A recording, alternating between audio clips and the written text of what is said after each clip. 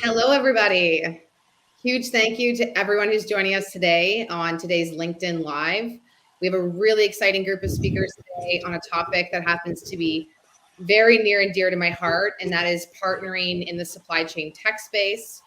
For everyone who's online and all of our guests today, just to introduce myself, I'm Nicole Verkindt. I'm a tech entrepreneur based in Canada, founded a company called OMX in the supply chain tech space. Have since invested in various angel related tech investments.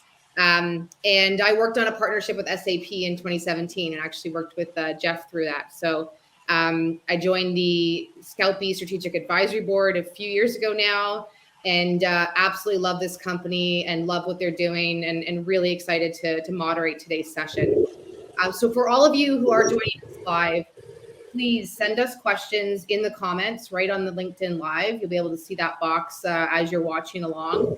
We are going to respond to some of these questions at the end, but just so you know, if your question doesn't get answered, we are going to get back to you. We're going to respond, monitor those questions throughout. Otherwise, get back to you with those questions afterwards. We'll also provide links to the SAP store where you can find Scoutbee as well as other key information from today's session. So please throw your questions in the comments and we'll definitely get to them. So we're going to kick things off here first. I've got everybody on the LinkedIn Live here. We're going to just start by having each of them introduce themselves. So let's start first with Jeff. Paul, it's good to talk to you again. I'm the Chief Revenue Officer for SAP for our division that includes products such as Ariba and Fieldglass for procurement and sourcing, our supply chain network solutions, and even Concur for travel and expense. Fantastic. Great to have you. And Paul? Hi there, I'm Paul Hopton. Nice to see you again, Nicole.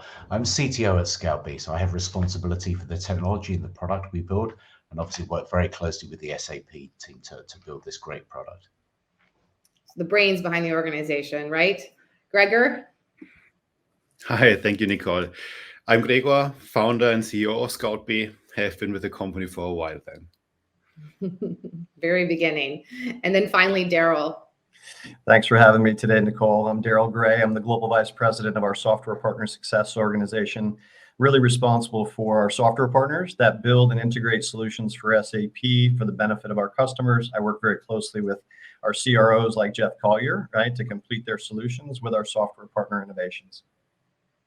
Fantastic. It's a real pleasure to have all of you and have such prominent folks from SAP here for this conversation. So Darryl, I'm going to keep you on stage, and we'll see the other three shortly. So I'm going to start my questions to you, Darryl. If you could just help us out, help the audience out by kicking things off, providing an overview of the SAP partner ecosystem and how this supports the broader goals of SAP. Sure, absolutely. Well, as you can imagine, we have a very big ecosystem, right? We've got about 20,000 partners across our system integrators, our value-added resellers, and our software partners. But we're really here to talk about software partners with Scoutbee. So let me share a little bit about the way we think about innovation partners. Really, what we're looking to do side by side with them is to give them the ability from an innovation standpoint to build and integrate to SAP's cloud strategies, right, and into our cloud properties, and then ensure that those innovations add additional value beyond SAP core technologies in ERP, in procurement, in digital supply chain, in our customer success, and our human capital success arenas, right, into those applications.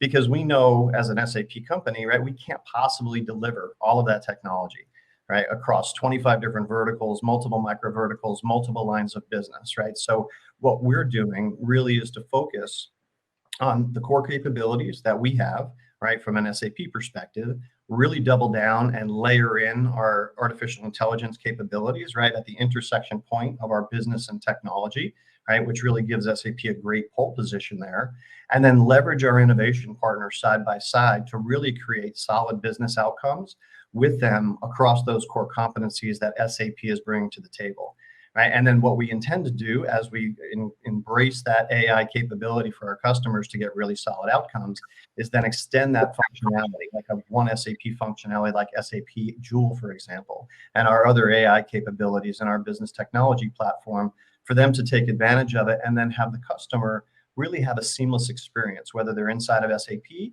or have an integrated solution from our innovation partners like Scoutbee in our, Ariba guided buying, for example, right? That would be a seamless experience for the customer. And that's how we think about leveraging those partnering innovations side by side for our customer outcomes. Great. Yeah, it really feels like SAP is positioning itself as the central platform, but really making sure that it's all about the end user experience and making sure that the customers can really experience all of this technology that's out there. So if we could just dive a little bit deeper into the SAP endorsed app initiative in particular, and I have to ask about AI because it's so top of mind. How do you see this supporting all of this AI innovation in the space that we see? Yeah, so I think we're really leaning in strong with the AI functionality, right? Side by side with our partners. Like I said, what we want to do, all of our innovations start as validated solutions on the SAP store. And what we've done is build this partner progression for our partners to really understand how to work side by side with us and also what that means for our customers. So as we have more gravitas in the market with some of these applications and we see more market potential, we invite companies like Scoutbee into the fold as an endorsed partner, and we choose them to make a market together around a specific specialty area. Right. So in this case, Jeff will probably talk about, the identification and selection of key suppliers based on the Scoutbee technology. Right. So that is a really important designation for our customers to understand why we endorse this solution. We're really embedding ourselves into the go-to-market and helping them understand, our customers understand exactly what it means for these two innovations between SAP and folks like Scoutbee to come together, and then ultimately why that's important for them, right, as a customer. And then we know, given that everything is all about AI these days, right, we know that we need to extend the AI capabilities for our customers into that seamless end-to-end fashion, right, between whether it's SAP technology or whether it's a partner technology. We shouldn't care, right, or the customer shouldn't care, right? It really should just be a seamless experience throughout the entire process from an AI perspective. So that's where we start to really layer in the capabilities around what I talked about, SAP Joule, our AI functionality as it relates to our BTP services. Of course, we're going to focus on those areas and arenas where we think we have the biggest punch, right, in the marketplace. So obviously that's going to be in our endorsed arena. So that gives that endorsed designation, really a kind of a leg up and making sure that they're going to be first with us, right, and inclusive of our solution extensions, but certainly around endorsed on being able to leverage that AI functionality side by side with SAP. And ultimately, that's going to impact the customer, right? And that's going to have a better impact and a better outcome for the customer. So that's how it's all coming together. And, our endorsed partners love it. Our customers love it. And I think it's a great experience for everybody. We've really come a long way over the course of the last 3 years with the program. I love it. And there's just so much innovation happening now through the partner ecosystem as well. It really is. Darryl, thank you so much for your time. Thanks for joining us. Going to send you backstage and hopefully we'll see you soon. Awesome. Thanks, Nicole. Much appreciated. Okay, we're going to go to Gregor next. Gregor, founder and CEO of Scoutbee. I have a soft spot for entrepreneurs, of course. So I have to ask for everybody, what's the origin story of Scoutbee? What inspired you to get it started? Yeah, thank you, Nicole. So the story started actually already in 2010, 2012. That was my time when I dipped my toes into procurement and supply chain. Myself, I have a background in computer science and electrical engineering, and I stumbled actually into procurement and supply chain. And back in the days, there was somewhat the time where all those black swan events started to appear. There was the tsunami in Southeast Asia, there was the rare earth market crisis, etc., etc. And I felt that there is no good solution out there that gives you all the data you need to take a decision for or also against a supplier.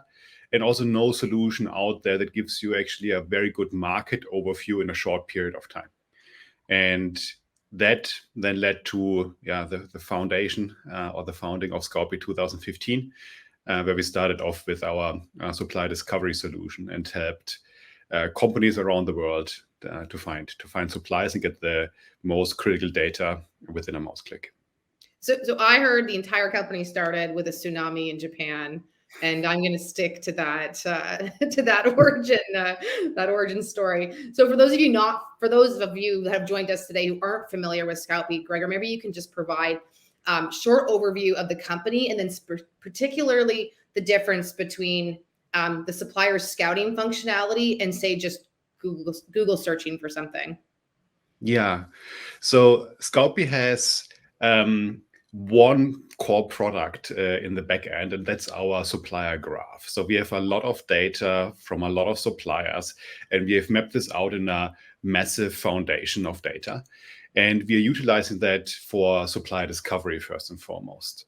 So that means that if you, or to compare directly with Google, instead of simply searching for a keyword, what is usually biased already, we can take in dozens of different search parameter, what is needed in order to do a proper scouting.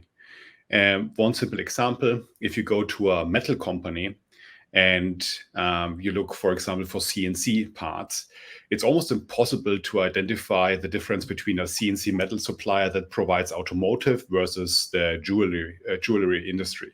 The keywords are exactly the same. And Google doesn't really have the intention to get you the best results. They just want to make sure that they give you the results that get actually ad volume. And as soon as you hack in a German or a French or a Chinese or English keyword, it's already biased. And the Scoutbee Data Foundation removes all this bias and gives you a holistic view of all the suppliers while taking things into account like target industry, certification, company size, etc.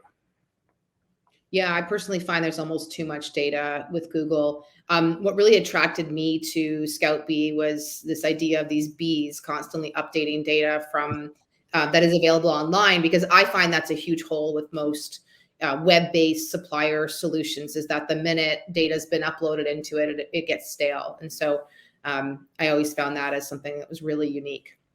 Yeah, correct. And that is, of course, an issue if you have a data foundation that is reliant on suppliers updating the data, because they usually don't do that. They have dozens of different systems actually to maintain. So what we are taking into what we are taking in as data is essentially what they're usually updating. That's their website. Those are trade show profiles, etc., to make sure that we always have the latest and greatest. It's amazing. There's so much change happening with suppliers, so to have that up to date for procurement professionals, that's great. All right, Gregor, thanks so much. I'm sure we'll see you back at the end when the questions come in. Congratulations on this partnership, and we'll see you soon. Very proud. Thank you so much. All right, let's bring Paul up, the CTO of Scoutbee. I called you the brains behind the operation earlier. I think you have to fight Gregor for that title. It's pretty good. Since you are overseeing the technology, if you could provide just a high-level overview of the user experience, in particular for this SAP e-sourcing customer. So what functionality is that user going to get now that this partnership is in place with SAP? Okay, very good. I mean, I think typically for the user, it starts with the decision to begin like what we call a sourcing event. So they want to begin the process of finding a new supplier and then bringing them on board. And so they would initiate within SAP Ariba one of these sourcing events. Key part of this is, of course, to start adding suppliers into that event. And what they can do is they can select, if they're one of our customers, they can select to onboard the suppliers through Scoutbee Discovery or to find them. And once they begin this process, then they start telling us what it is that they're really looking for. In this iteration, we have kind of like a simple form interface where we can understand, what kind of products or processes are you looking for?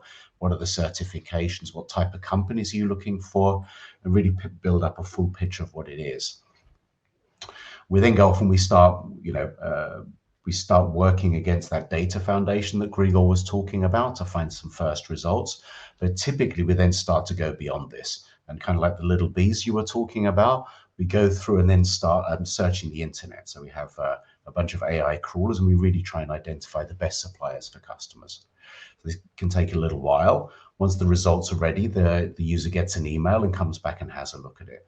And what we do is we have a detailed set of results, the suppliers that we've found, with just some basic bits of information, which they can then click through and find out all of the right information they need for a supplier.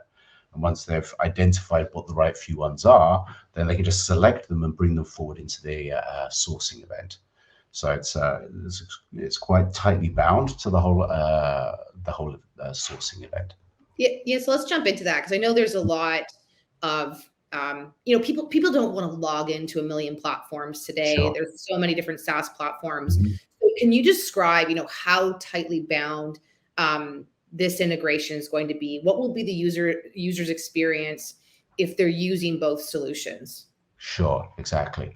I mean, we started when we began the partnership and working together, we decided we want to bring that process to be as close as possible together. So we worked very closely with the Ariba product team to build, to replicate our original user face within Ariba. So it's actually, 100% native SAP interface. And what that does in the back end is this works and calls Scoutbee's APIs. So from the user experience for almost the entire journey, they're just still working within Ariba. We have one part which is slightly different, where if you want to understand more about the profile, when you want to understand more about the supplier, you click through onto the profile and you see that within a kind of very isolated Scoutbee window, no complicated navigation. So effectively you stay within the same software the whole time without the ability to get lost or confused. So that's amazing. So it feels like you're in the SAP e-sourcing tool. For everybody joining us online today, I'm just going to give them some insight into Paul's team. When I went to the office there in Berlin and visited your team, there's actually a beehive on the outside of the windows. And so you're creating these bees to go out and just constantly updating data, but you're in a beehive yourself. I love it. Yeah. So I have to go here. Scoutbee is such a leader in the AI field. Mm-hmm. And it's top of mind for absolutely everyone. Can you just talk a little bit about AI, in particular Gen AI's role in the Scoutbee discovery solution in particular? Sure. So at the moment, we're not moving into the space of conversational interfaces yet. This is still very much, we're staying within the search paradigm. So you provide the details and we go off and find things for you. But it's actually in the background that we make really heavy use of AI. So as I mentioned, we go off and we start to pull together, per sourcing event up to maybe 50,000 suppliers in the background. And what we do is we use our AI to provide, not just a profile, but deep information about each of these suppliers, which then forms the basis of an iteration where we kind of like rank and further enrich and really bring that 50,000 supplier list down to around about 25. These final 25 profiles, they've been enriched by a bunch of ML algorithms which we have, but also by LLMs as well. And we work with everything from OpenAI to understand some algorithms. We also have in some places even Roberta, which is kind of the grandmother of large language models. So we have this kind of very, very rich process around finding these things. So AI completely. Grandmother? The grandmother. Yeah, Bert was the grandfather, Roberta's the grandmother, I heard. I'm sure that's still a young grandmother, but Roberta is a great name for a grandmother. No, this is great because it sounds like the users are using AI. They don't even realize they are. And now, when they get asked, how are you using AI as a professional procurement person? They can say that they are using the SAP Scoutbee partnership solution. So I love it. Paul, I'm going to send you backstage, and I'm sure there's going to be a lot of questions for you. So just hang tight until the end when we get back. And we're going to go to Jeff, last but certainly not least. Hey, Jeff. Hey there, Nicole. Good. We met years ago. I don't know if we can say how many. I don't even remember, but I was getting Omax off the ground. And it was clear to me at that time, even, you were a very respected top leader in the company on the commercial side. I can imagine spending a huge amount of time with users and customers on the road and just constantly talking to procurement professionals. So I would love to get some of your insight on what is top of mind now. I mean, supply chain has been so topical, in particular the last few years, starting through COVID, et cetera. But what is really top of mind for procurement professionals right now? What are they talking about? No, you're right. I actually visited probably 20 countries last year, including Canada, where you and I met some years back. And talking to them, there's a consistent theme. Cost savings continues to be a top focus for all of these organizations around the world. That hasn't changed. But what's changed, not surprisingly, in the last 4 or 5 years has been a focus on the supply chain to reduce risks. That includes, how do you do that? Includes visibility to what those risks are, who those suppliers are, which has really led to a third theme that I've seen, and that is constantly looking for new sources of supply. It could be because of inflationary reasons with high prices. It could be simply for just reliability, having contingent suppliers of the same materials. I've also seen a lot of other factors like drives for corporate goals, such as First Peoples, like you focused on in Canada, or Indigenous peoples in Brazil and Australia. Could be a focus, regulatory or investment reasons within the country for local suppliers, like in India and the Kingdom of Saudi Arabia. Could be focused on just where the sources of materials come from, or altogether new materials. What are the new materials that might make sense in this process that the engineering organization isn't aware of yet? And so for all of those reasons, this partnership with Scoutbee has gotten me so excited, because it will actually feed right into the Ariba sourcing process like Paul described. Yeah, so let's talk about that a little bit more. So how do you see the partnership really benefiting the customer base that you're working with? It's, as we touched on a bit with AI, it's about how companies and organizations do more with less, how they respond more quickly. So take just the practical world of organizations maybe running thousands of RFPs, reverse auctions, RFIs within Ariba sourcing on a monthly basis, to actually do that work to find these new potential sources of supply, to vet them, to make sure they're valid, the information is valid, to even go identify who they might be, would be a significant amount of effort with a ton of imprecision, like Gregor talked about, which led to Scoutbee in the first place. So being able to achieve that with something like Scoutbee connected right into Ariba sourcing brings precision, certainty, and efficiency that organizations need, especially as they have fewer and fewer people. And I love that they don't have to leave the SAP sourcing solution. It keeps them in SAP, but they're able to benefit from all of this innovation happening outside. So then how do our listeners who have tuned in, how do they then learn more about this or find it? A few different ways. They can go to the SAP store, where we've provided the link there, and search for Scoutbee. They'll see it listed as an available option they can select, or they can talk to their SAP account team, their account executives who work with them on a daily basis, and help point them to more details, how to get started, how to get going.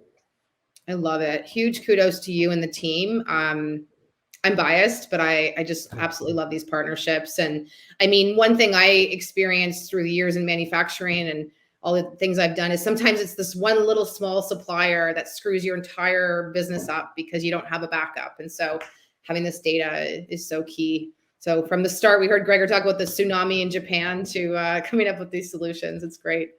I'm going to go to some questions. I'm sure there's going to be some questions for you. So please hang tight, and we'll bring you back on stage once I see those questions. Thanks, Jeff. Okay, great. We have had a lot of questions come through the chat here. This is my first time using LinkedIn Live, so seeing quite a lot come through. I'm going to start with something somebody had to ask about ChatGPT. It is so topical today. Let's bring Paul back, the CTO of Scoutbee. I've got a question here asking what the similarities are between Scoutbee solution and ChatGPT. I'm sure it's not the first time you've been asked this question. If you could kind of help us out, that'd be great. Absolutely. So, I mean, ChatGPT is incredible. I mean, you talk to 20-year-olds today, they're not using search engines anymore. They don't want to go and find things. They just want to know the answer as quickly as possible. So this is for sure changing the way that all of us think about software. ChatGPT is not really ready for solving the specific thing that we look for, which is discovering new suppliers. It's almost too broad, right? It's very broad, and there's no specific real knowledge or understanding of what supply chain professionals are trying to do. So it's kind of, it's a generic source of information. You can ask smart questions, but it doesn't really help to guide you through a particular process of sourcing new suppliers. No. So it's not trained for this. And whilst It's sucked in all the data from the internet. It kind of still has a preference for things which occur very, very commonly. So if you want to look for a very obscure supplier of something small, well, there's not really much traffic moving in this direction. So the models are not really trained. They're not being reinforced to kind of support those suppliers. So this is why it can only really be used as a generic tool. Whereas the Scoutbee solution, so the data is much more specific for suppliers, but is the way that you interact with Scoutbee, are there similarities there? I think there's, like, if we look at the next generation of the products as we're working towards, then for sure, chat interface will be front and center of this. And of course, we're having lots of discussions with the folk from SAP and Joule, and how do we drive this journey together? So there's a lot of excitement, but it's still early days on that front. Yeah, but to me, this is where it seems to be going, and where it's getting really exciting, where organizations can use sort of these very custom built versions of something like what we saw with ChatGPT, but that actually really help what you're doing. Absolutely. No, Love this is the direction, this is the future. Thanks, Paul. We're going to go to another question here. Everything is about AI. I'm getting a lot of questions coming in. So I'll just take a generic one that hopefully covers a few of them, about seeing how are we seeing customers adopting AI. Let's go to Jeff from SAP, since I know he did 20 trips last year around the globe, and I would love to use your air miles. You could probably go anywhere for free. When you're in the field with customers every day, like, what are you really seeing from a practical perspective? I know we're all talking about it, but how are people using AI? Well, first on the air miles, thanks to inflation, they don't go nearly as far as they used to. But I have accrued a few there. I've seen an evolution with AI. I mean, first it was in the form a bit of what we talked about with precision. So like with Ariba sourcing, the recommended Dutch auction type or RFP type actually is based on an AI model. Or if you're selecting a contingent worker and you're through all the art resumes and CVs, that's actually AI based through Fieldglass.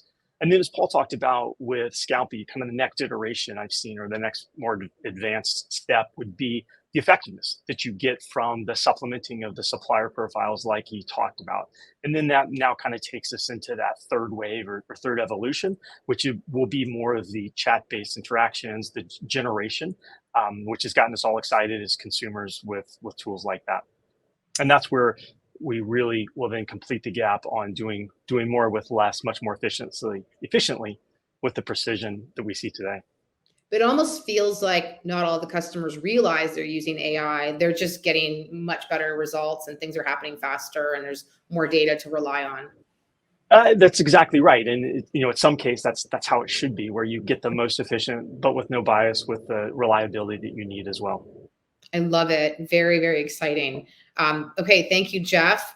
I'm actually just going to do a broad thank you to all of our speakers. So Darryl, Gregor, Paul, Jeff, thank you so much for joining this LinkedIn Live. For those of you who do want to learn more, we're going to go to a screen here that's got the QR code and the link. So if we can go to that screen just to make sure that we capture that. So everyone who's joined us, please don't jump off right away. Make sure that you capture that link or that QR code. Allows you to go right to the SAP store to start interacting with this solution. So very exciting. I want to thank all of you who have joined us live. Thank you so much for all of the questions too. We will endeavor to get back to you on those. Thank you to the speakers, like I said, but most of all, SAP and Scoutbee for having me and for putting this LinkedIn Live together today.